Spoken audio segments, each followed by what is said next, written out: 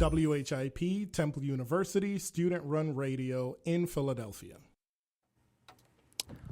What's up, you guys? Welcome to Film Maniacs. I am your host, Emma Booth, and I am joined by my other host, Ava Mosby. Oh, yes, that's me.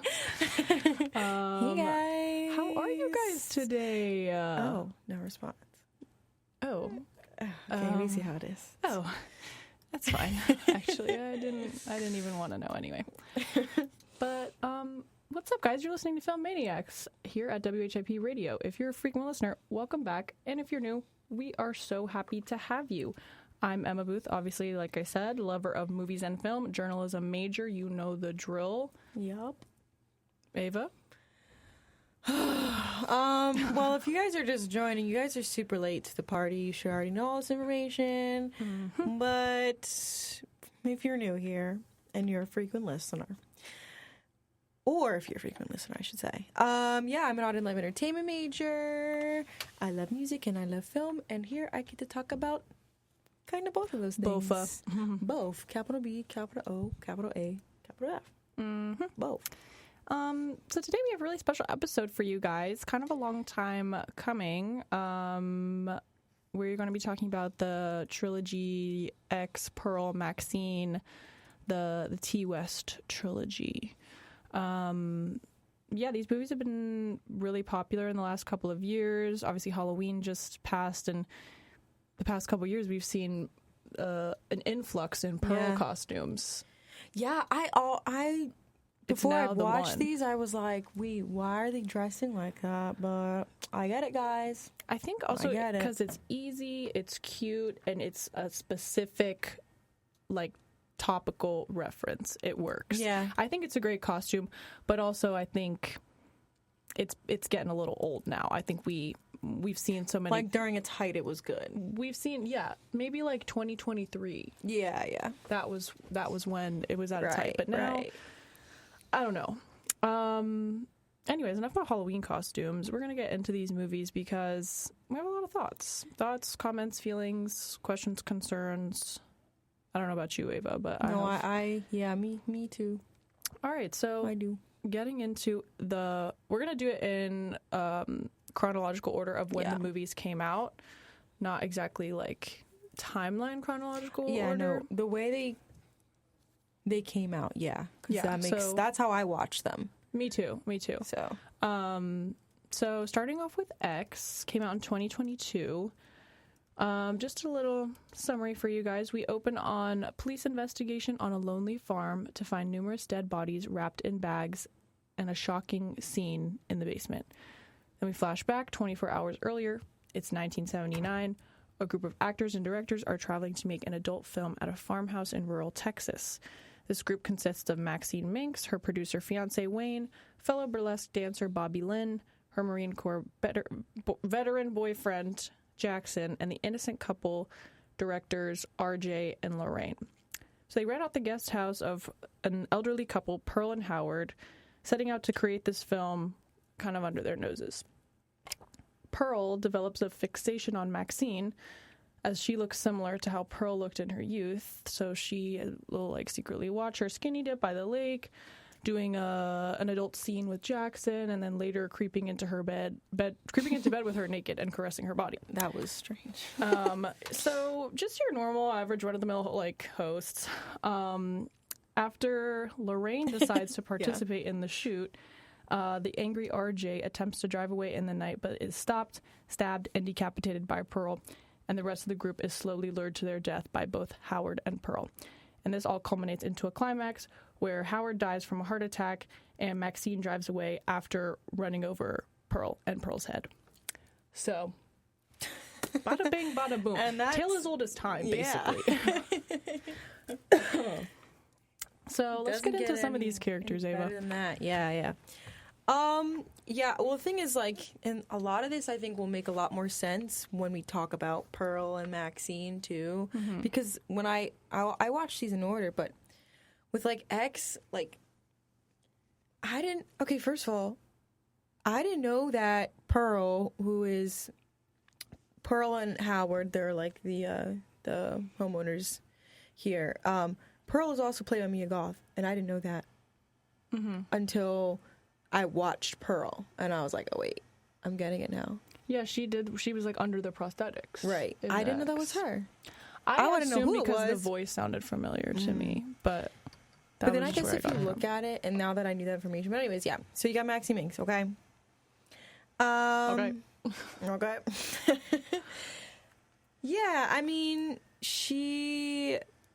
her character, I liked her character. I feel like there was a lot of mystery around her character for me in this first film. I didn't know too much about her, just that she wanted to be, well, I think now because I watch the other movies, it ruins my kind of slight perception of Maxxxine, but that she wanted to be a star. I mean, she did. She wanted to be a star. But she is, well, she was the sole survivor of, none of the rest of them survived. I watched this not that long ago, but it was just Max, which I guess makes sense. Lorraine makes almost sense. survived, but Lorraine, we'll get into it in a second. But yeah, I mean, Maxxxine, always wanted to be a star, and that's like the gist I can really give you. I don't know, Emma, what did you take away from Maxxine's first movie?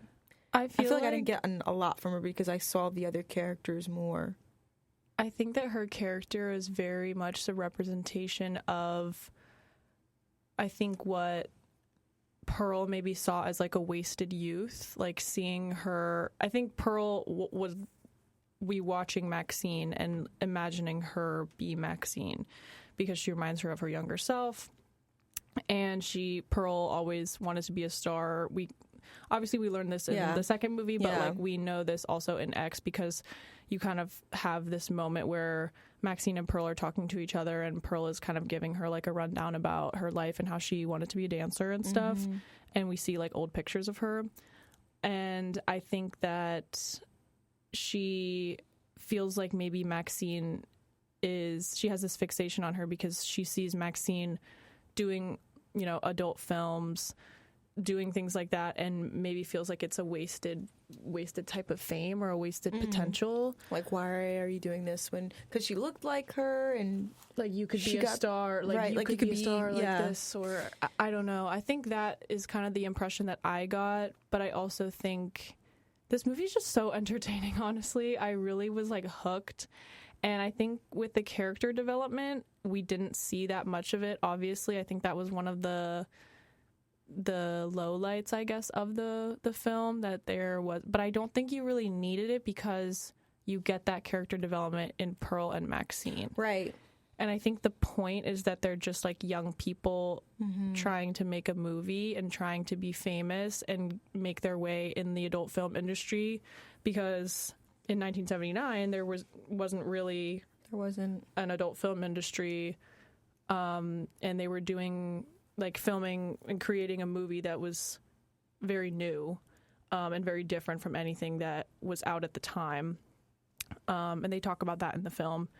And you have characters like Jackson, Wayne, who are kind of like the ringleaders of the group.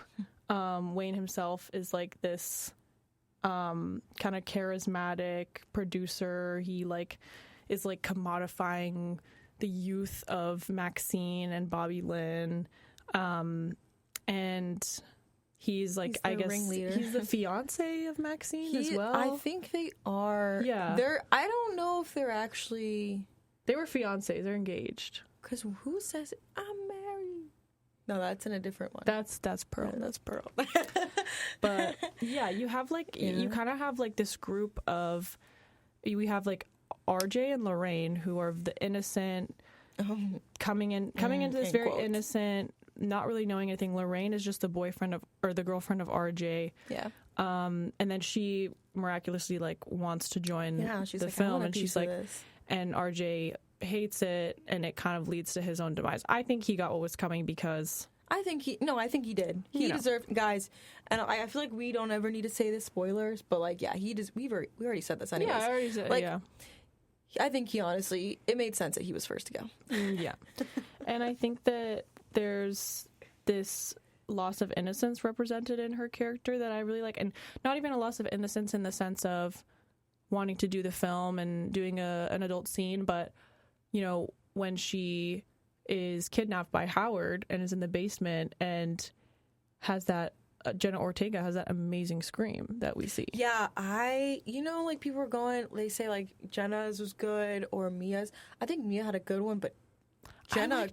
Jenna killed it. Like Jenna, girl, you killed it. When you think of a scream queen, like, and I wouldn't expect that from her. Again, coming from Stuck in the Middle, coming from her roots from Stuck in the Middle. Y'all remember her in Stuck in the Middle. And even take a shot for how many times I said Stuck in the Middle. And even then, it's like her being in like Wednesday. It's still a different vibe. Yeah, it's like But I like this. She's so talented, and I didn't expect like the range from her that we see. Like seeing a lot of different things that she's been in. She does have good range, I think, as an actress, and obviously she's popping right now for a reason. But yeah, I think there's like this interesting like sexual liberation with both Maxxine and Bobby Lynn at a time where women were still kind of like not free to be sexual, and it was still looked down if they weren't super modest. Yeah, it was not necessarily looked down upon, but you would be branded as a tramp or something like that. You'd be branded as not favorable to society as a woman. And not favorable in a societal standard, but favorable in other ways. And you kind of, but we don't really see the reaction of society. They're isolated on this farm. You don't really see anything, and I think it's such an interesting premise for like a horror movie, and I think it really is my favorite out of the three for a lot of different reasons. I don't know. You say your favorites though. I feel like I want to go after. I mean, we talked to this. I think we'll get into I'll introduce my favorite when we get back from the break. All right. We're going to go into break real quick. And we'll get into a little bit more about X and then our other two movies. So enjoy.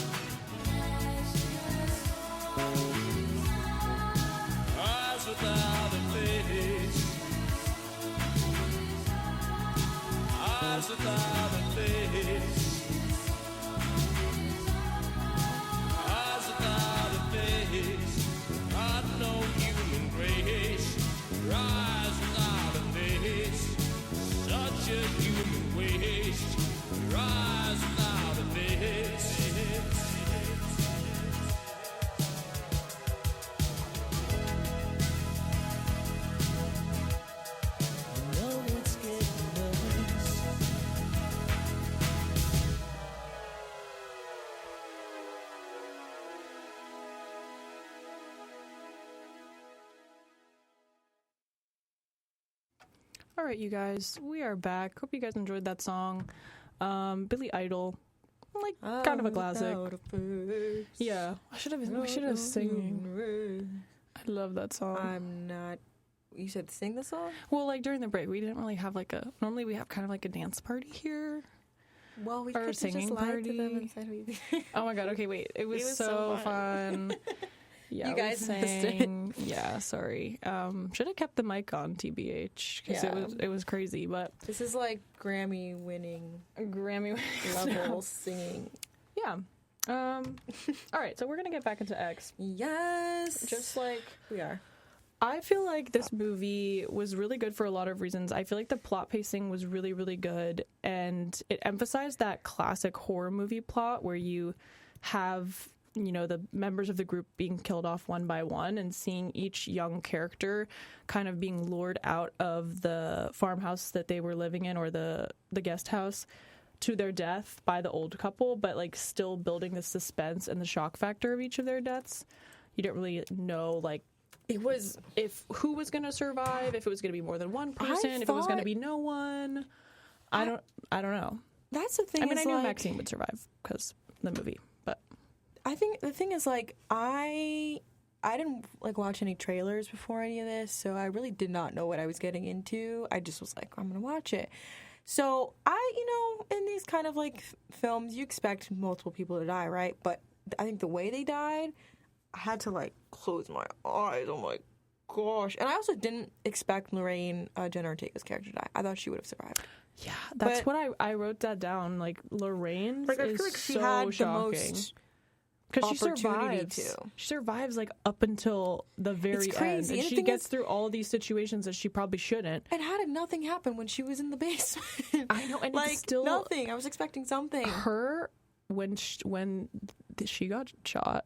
Yeah, that was shocking. I was like, yeah, I will say they do really good. It's not so much like a jump scare, but it's like I think it's a good jump scare. It's a jump scare. It's just like, oh my god. Yeah, and I would say that Kid Cudi's death. I mean, Jackson jump scare as well.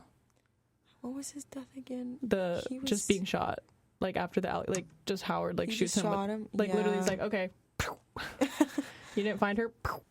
Which is crazy because he knew where. Yeah, well, I guess he didn't know where she was. I just love this kind of like domino effect that you see where like Lorraine gets Wayne into the farm to look for RJ, and then Pearl stabs him in the eyes. Like Howard lures Lorraine into their basement to find Pearl, and then keeps her alive for a while until Jenna Ortega finds RJ's hanging corpse. Then Howard lures Jackson to the swamp to look for Pearl, but then kills him when he doesn't get killed by the alligator. Then Pearl lures Bobby Lynn to the swamp and then pushes her in the water to get eaten by the alligator. Yeah, There's just like so many things. Well, she said, I always hate blonde bleeps. Mm-hmm. Blonde bleeps. And we'll get it. We'll get into why later. Into why.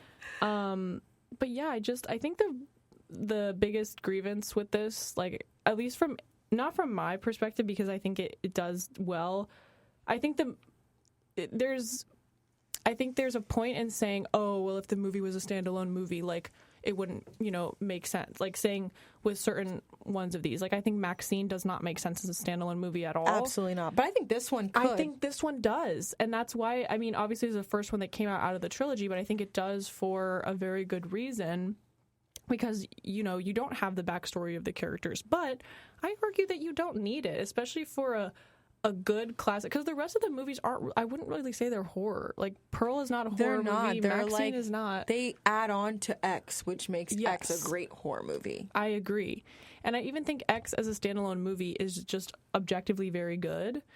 The only thing is, having watched all of the films, I don't understand Howard's motive. I don't understand Howard. Makes zero sense to me. Howard doesn't make sense. Like, even after watching all of them, Why does he stay with her? Why is he killing all of these young people? Because we don't see him have any type of, jealousy towards the youth that much. There's no backstory to him, even in the other movies. Yeah. Or just Pearl, really. But we only know him, which, honestly is kind of refreshing to see a male character kind of only like whittled down to just his relationship to the woman. Yeah, because normally it's all the he other is way the around. husband. Yeah, that's he all has he is. no That's other literally substance. all he is. Yeah, and it is kind of refreshing to see that, because normally it's the other way around, where it's just a wife that's like there and doing, and it's, but in this case it's just, you know, men go to war, husbands at war. Yeah, I don't know. guess that's all he. That's Men all used he to was go to meant war. to be. And he's And men he used to did. go to war, Yeah. and he did. So And he did.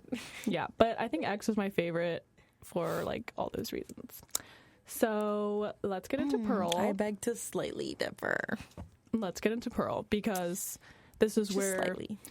we slightly differ. Why don't you give us a little summary, Ava? Yeah, well, I mean, Pearl basically is like the backstory of all this, which helped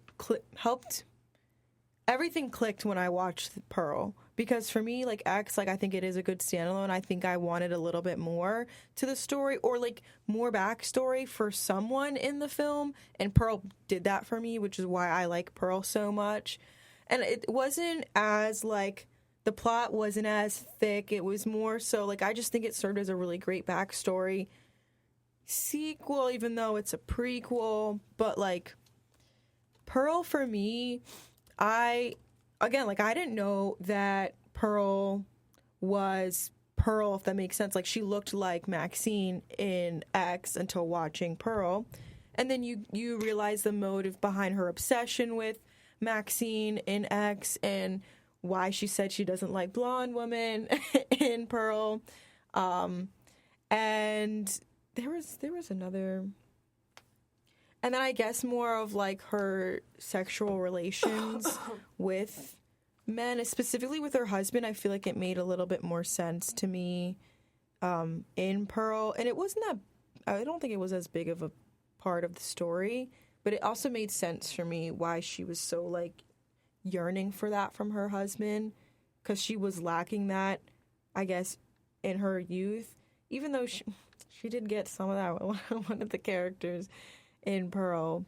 But like, you know, her husband, like, he left her to go to war, and so she was just there taking care of her brain dead father and living with her mother, who was like this scary germaphobe and was dealing with the after effects of war. And it's like, and I feel like we don't really know like what the effect, because like historically, a lot of men who were fought in World War I, when they came back, they were damaged. They couldn't do anything. They couldn't get anything up anywhere. Just let's just say that. Like, there's psychological damage. So she could have also experienced that before X, and then Howard also having the health issues, not being able to be intimate with her. Yeah. It's a combination of things. And she just has all this like repressed rage, kind of being forced into a lot of situations, maybe being forced into her marriage, being forced into the work that she had to do for her parents on the farm. And it's just a lot of things where you, like, she's kind of iconic, obviously. Like, everybody, like, there's so many quotes. I would say Pearl is probably the most quotable out of all the movies. But it's also like, damn, girl, you crazy. And I didn't think I thought, I mean, like, you know, and damn, girl, it's not justified. No, it's not. I mean, it's not. In this movie, like, you know, you see a lot of women that are like damaged depicted in movies, but this was like another level. Like, I feel like the things that she was dealing with, like a husband being away at war, a strict mother, basically, and a brain dead father. Not that it's like not the worst thing in the world, but it's not something that you would probably not see before. And like, I was just like, oh my gosh, how did this result in her just like killing everybody? The rage I can understand, but like following through on that and like not letting anybody go. Like, she was like, no, you're done. Yeah, I think that it's hard to say because the relationship that she has with her mother is like very complicated, and there's so much pressure on her to stay at home, not have a life. She has to sacrifice everything, but like, so is her mom. And we see that. And her mom knows that, but then she still is putting all this, like, it's just a hard situation that her family is in, kind of being in this like working class environment. And so I think it would probably make me go crazy too if I was stuck in my house. Go crazy, but like I don't killing know. everybody around me. I don't know. You don't know what I'm capable of. I'm gonna stay 10 feet away from you. You don't know what I'm capable of. You don't want to make Emma mad. Don't make Emma mad. Don't do it, please. And I think one thing I really liked, I love a good monologue in a film. Oh, yes. And I think this is what really made me like this one the most. So she has 8 uninterrupted around minutes towards the end of the film, pretty much. And she like basically confesses everything to her sister-in-law, who's her husband's sister. And she just admits everything, how she's feeling. And this is what tied everything together for me. She admits how she's feeling, how she's definitely not a good person. And she envies that her husband can be out there while she is stuck here caring for her family. And it's like she reveals like the mind of like a young woman that has so much going on and doesn't, and like the best way to express that is through anger and unfortunately murdering people. And I say that in like the lightest way possible. I mean, we already saw at the beginning there was foreshadowing with how she was like killing all the animals. And right. It's like Dahmer did it too, babe. Like he was also kind of in that realm, and it's like a gateway drug. You know, and I mean, she admits that she liked it. Yeah, and it's like a thing drug, where it's like killing the animals, and then you move on to bigger, because then you realize bigger we're things. Animals too. Clock it, 6767. Clock it. But yeah, I think that's why I love that part. I think that's what made me really love this one the most. I would say Pearl's a very close second. I think the only reason that I didn't love it, was just because I feel like it was a bit, I don't know, I just wasn't as entertained. I wasn't as hooked. It's not as fast. It was a fascinating story, but it was a bit slow, I would say, at the beginning to kind of, work up to the main conflict and like the main murders that she had. But I will say Mia Goth's performance in Pearl is absolutely amazing. It's really good. And it really, I feel like, is what solidified her stardom, I guess. Like, she is a star. Yeah. She said it. She's a star. And I think X didn't really do that for her as much as Pearl did. And, like, that's what really, like, skyrocketed her fame. And now she's, like, a famous movie star. But yeah, there's just a lot of nuances to her performance, the body language, the small mannerisms, like little things that she does that really make you believe that she is this kind of failed showgirl and this, this really damaged girl that has all of this rage. And the crazed crying smile at the ending scene where the ending credits come. And there How you go. was she able to hold that for so long? It was so good, and the way it gradually it went from like a smile to like a and kind of the monologue too. I mean, 8 minutes of this long stretch of so much, and you hear. I think the monologue is really where you start to understand her and why she does the things that she does, even though, like, to us, they're not justified, of course, because what she did was crazy. But I think you start to hear her perspective, and it's just really, it's really great. I did really enjoy this movie. I don't know. Those are my overall thoughts. Yeah, that's why it was my favorite. I think I liked, and again, I think the reason why I liked it so much is because of how I watched it, because I watched X first. And I like that it was giving me more backstory, and it was a little bit slower pace. But there were still moments where I was like, "Damn, oh my gosh!" Like, "Oh my gosh!" Like, it just kept like going. I was like, "Whoa!" I was like, "You are crazy!" I kept saying, like, when I was watching, I was like, "Oh, she's crazy! Oh, she's crazy!" And I kind of wasn't. I don't know why. I guess I should have expected it. I wasn't expecting her to kill Mitzi at the end. I wasn't either. I thought, and that's the thing, I was like, I thought she'd be the one to get away. But when she killed her and was like, that's why I don't like blonde bleeps, then it clicked in me why she said that in X, and why she killed the other girl.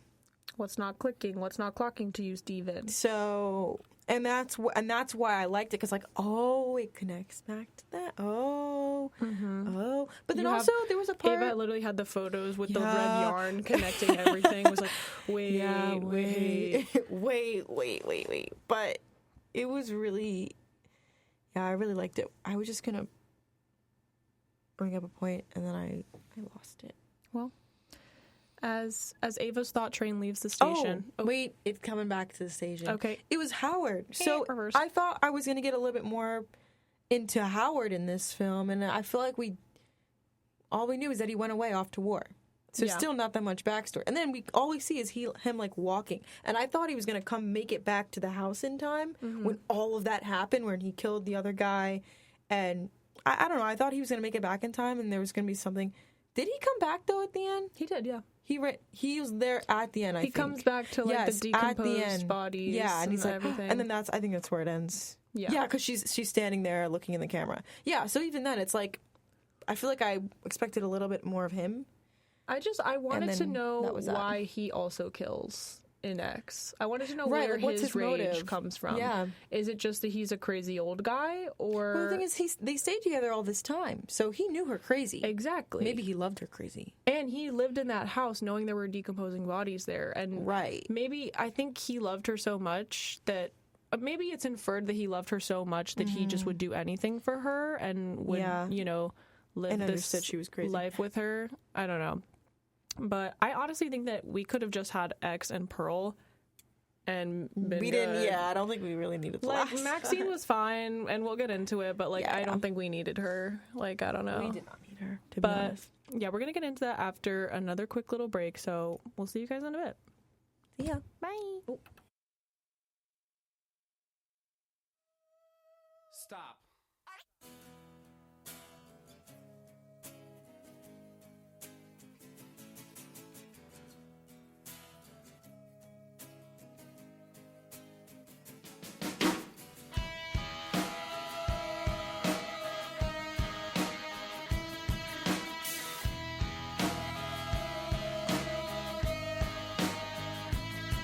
With your feet on the air, your head on the ground.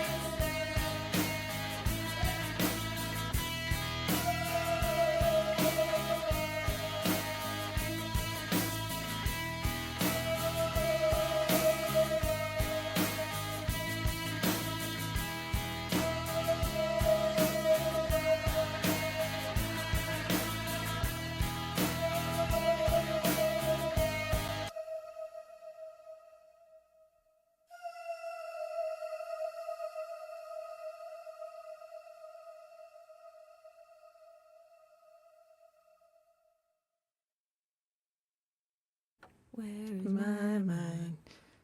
Where's my mind? Where's my mind? Anyway, Hey guys. that's just what you guys missed on the break. And we're back. We're here to talk about Maxxxine. We just talked about Pearl and X. If you're just joining us, we're just going to get into it. Yep. So just a quick summary. 1985. We're 6 years after X. So this is sequel to X. Pearl was the prequel. Following? Good. Capiche. Maxxxine Minx successfully auditioned for Puritan 2, which is like a new crazy horror movie in this world, amidst Night Stalker murders, despite having many credits in adult films. So they're giving her a chance in this horror movie in real Hollywood. She's making a transition. Yeah.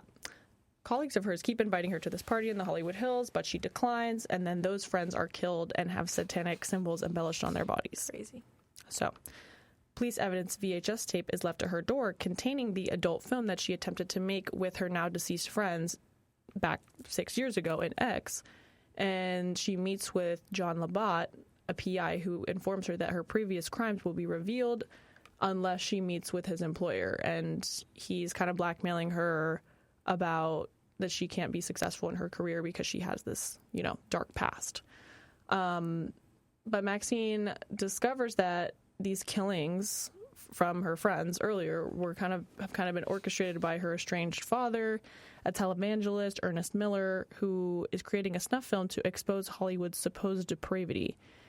And after being ambushed and subject to a filmed exorcism, Maxxxine escapes during a violent confrontation between police detectives and Miller's fundamentalist followers, ultimately tracking down her father at the Hollywood sign, where she kills him with the shotgun. Wow.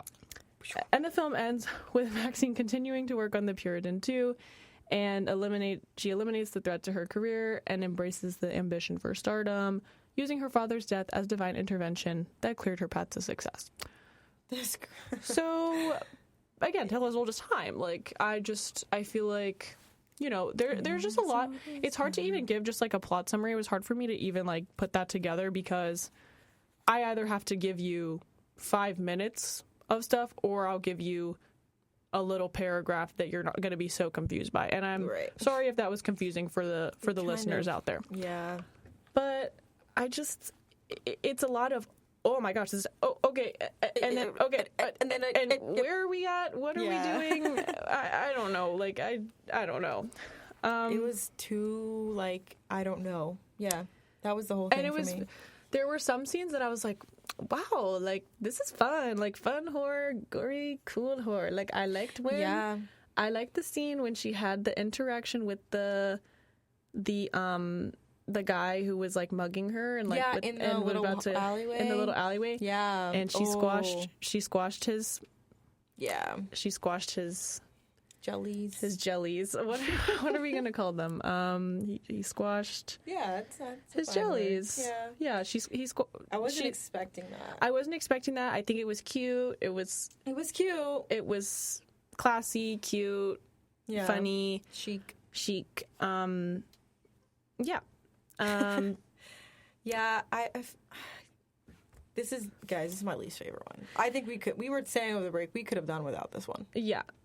I just think that they're, like, obviously Maxxxine is I think that there was always probably the idea to have the trilogy because you have these two characters that play foil to each other that have this kind of similar upbringing maybe of being forced into certain situations. With Maxxxine, obviously her father was like a super strict evangelical preacher, and then she grew up to be an adult film star and kind of defied that.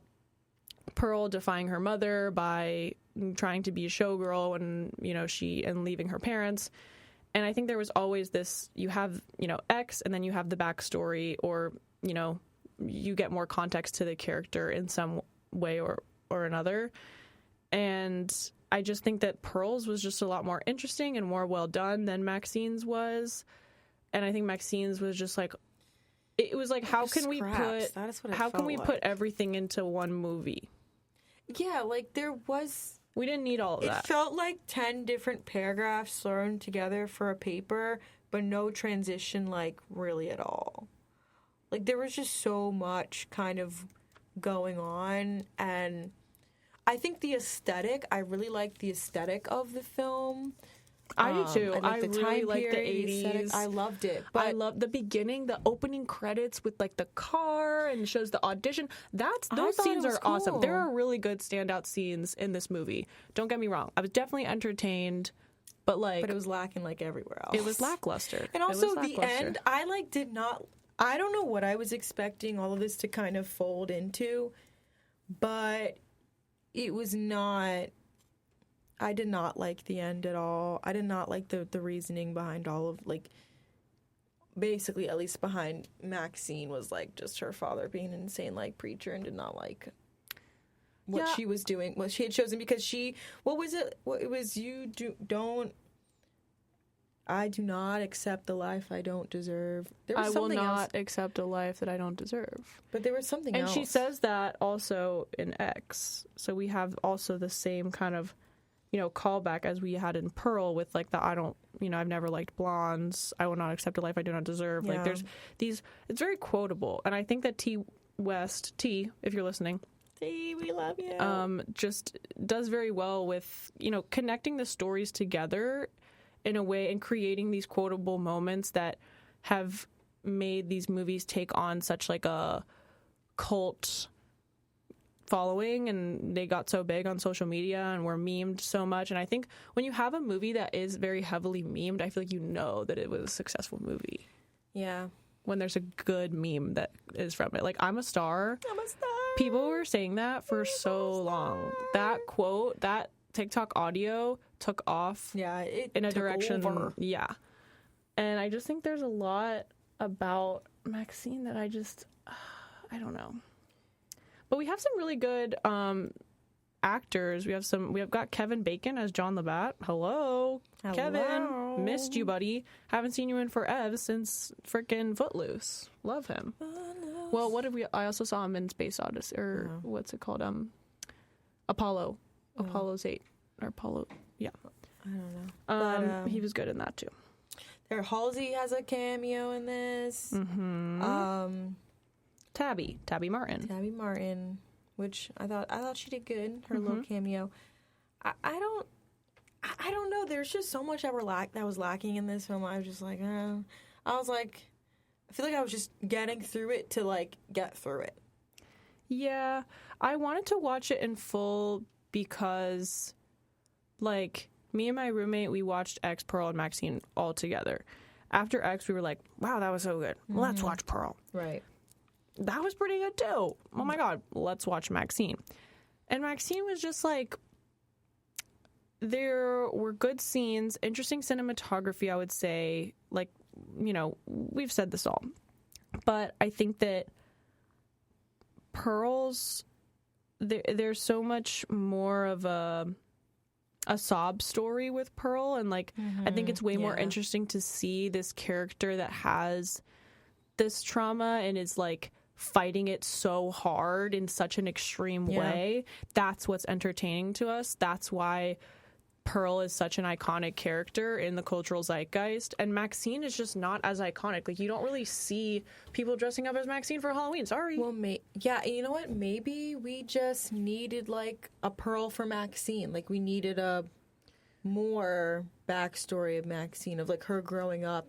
Maybe like I agree. Maybe like what it was like for her, because we saw like clips of like her growing, her like young childhood. But if we saw clips of her in relationship with her mother and her father from like that young age to the high school age, and then where she is now, maybe a little bit more. After watching Maxxxine, I feel like I don't really know her. I don't really know her. I don't really know her either. Why did she get into adult filmmaking?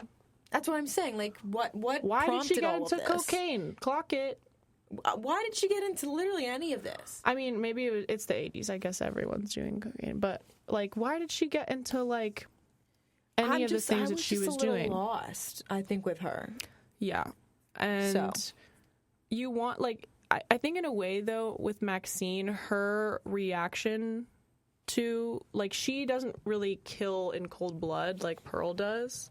Right. And there's that kind of difference of you see how Maxxxine she's a fighter. She definitely has her rage moments, and she does not take stuff from anybody. Yeah, no.